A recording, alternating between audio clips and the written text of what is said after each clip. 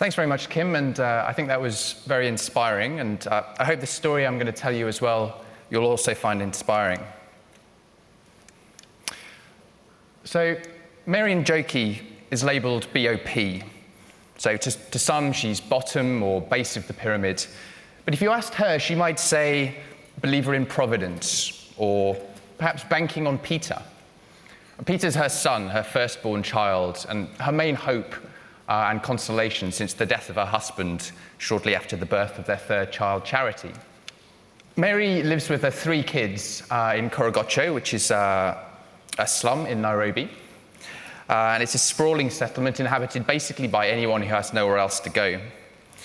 It's not a sweet-smelling place, unfortunately, because it's located right beside the municipal rubbish dumping grounds, but still it's home to thousands of families.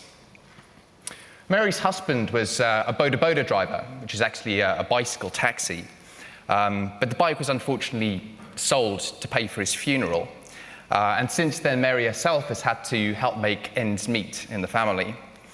To do this, she actually goes up country to visit her relatives and buys loads of mangoes cheaply in bulk. She then walks 6 miles every single day to a potholed place in the road near where she lives, 6 miles away from where she lives. So at those potholes, the drivers have to slow down, and there's an opportunity then for her to sell her mangoes. While her husband was alive, Mary and her husband were able to send their son Peter to school. But unfortunately, only for a few years. He made it basically midway through secondary school, and then more kids came along, money became tight, and he had to drop out. That said, he's always loved phones, and he was actually nicknamed Mtundu wa Simu, which means the take-apart guy, from the age of about 10 years old, because of his habit of taking old Nokias, rebuilding them, customizing them. And in fact, in Koch, where they live, Nokias are really, really popular phones. Reason being is, as they say, you could use one as a rugby ball, and it would still keep working afterwards. So you can have cheaper, faker Chinese handsets, but really people still prefer to buy a Nokia. Pete's now 23 years of age, and he's got loads of mobile phones. Or rather, he's got loads of parts of mobile phones. And he often goes downtown Nairobi to River Road, and he helps out the small traders there by helping them fix their customers' phones. When he was there about a year ago, he saw an advert for this handset here, which is an Idios. And his friends in the area said to him, it's a smartphone, something you can use to access the internet. So he's now actually saving up to buy one of these handsets. And when he gets it, obviously, he's going to take it apart as well. Since his father passed away, Pete's also been increasingly responsible for helping support the family. He would call it hustling, but we would actually probably recognize it as entrepreneurship. So one of his first ventures was to take this handset, which was the family's Nokia 1100, and he would lend it to other members of the community for a small fee. And all the community members would club together to purchase the airtime, because they actually couldn't afford to buy it themselves. Recently, though, Safaricom have brought into the market lower denomination airtime values, so people can actually buy for themselves. Pete himself has always been on Safaricom. Safaricom's the biggest network operator in Kenya, and he's very proud of that fact. Although he does, of course, have a second U line to call his friends cheaply on that network. So the family phone was a Safaricom, and he actually feels it almost his duty as a Kenyan to remain with that brand. And when Safaricom introduced the M-Pesa mobile money service, Pete was right there and he was capitalizing on it, and he actually used it to start his second venture, which is to take responsibility for the community chama, or savings group funds. So Pete's heard and he's read stories about Kenya being the next big thing in mobile, and he's conscious of his background, but he believes that with God's help, he can actually ride that wave himself. So his latest venture is he's created a game which involves missed calling. So calling someone else up, they don't pick up, so it costs no money. He's testing it out amongst the slum kids, and then he plans on asking the chama for investment, and he wants to try and roll it out in schools and colleges. So far, Pete has done really well. He's managed to pay for his sister Charity's school fees. He's also invested in a brand new second-hand pair of Nike Airs, which you can see there. And he feels they've actually gone some way towards impressing his current girlfriend, Faith. And the couple are now looking to buy a property on the outskirts of Nairobi, and they're already putting some money aside for their kids' education. I guess you could call them upwardly mobile. So That's a story. It's a fictionalized story, as Kim said, but it's based on the lived realities of people that we've done research amongst in Kenya. And I'd now like to just take a few minutes to see what kind of conclusions we can draw from this story.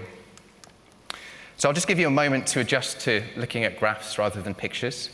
And what we have here is some data from our mobile life study. And essentially what it shows is that even amongst the BOP, across a range of different markets, product actually trumps price. Okay, so it's not necessarily always about having the cheapest item.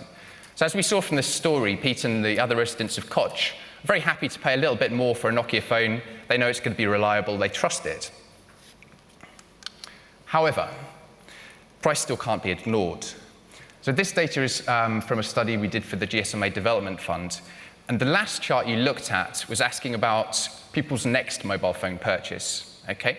So there was an element of aspiration in there. But what this asks about is, okay, looking at your last purchase, what was most important? And you can see here that price actually, when it comes down to brass tacks, was most important in a lot of cases.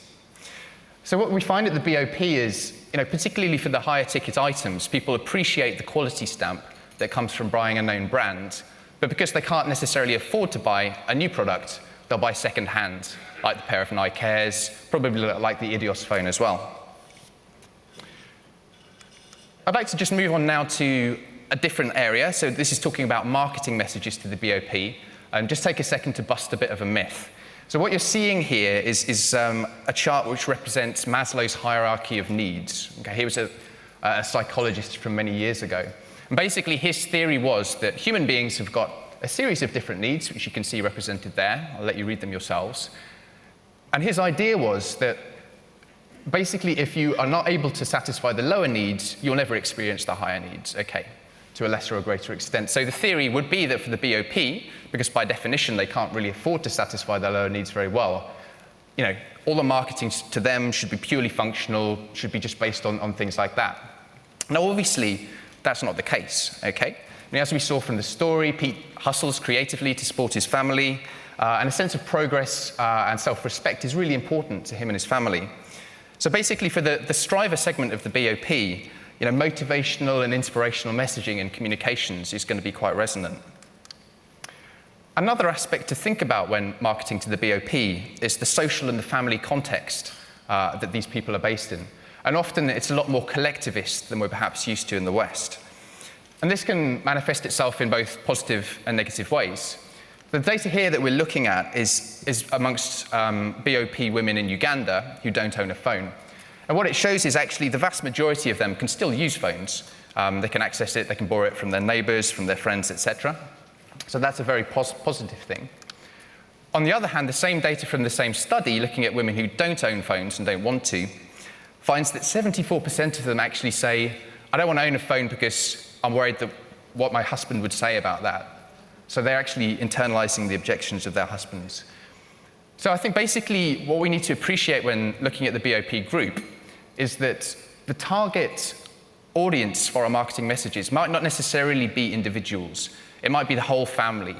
And we also need to consider the tonality of the messaging to make sure that it kind of cuts through and resonates. The final point I'd like to draw out from the story is that at the BOP, the money's to be made in volumes rather than margins. Okay, pretty obviously. We've seen that chunking makes sense across a wide range of product categories. Now, for example, we've got washing powder is available in small packs of Omo in Kenya. We've seen airtime, as we can see here. And Safaricom's also recently reduced the range of transactions on the mobile money service to encourage more people to use that. So I think basically the message for brands is you need to kind of think creatively. There's a massive potential market here. You need to think about what can I do to my product to make it more affordable to these people. Okay, so that concludes the African part of the story, and we'd now like to move to that star of the BRIC countries, a place where, as we've seen, 40% of the BOP live. I'm going to hand over to Poonam to talk you through an Indian story.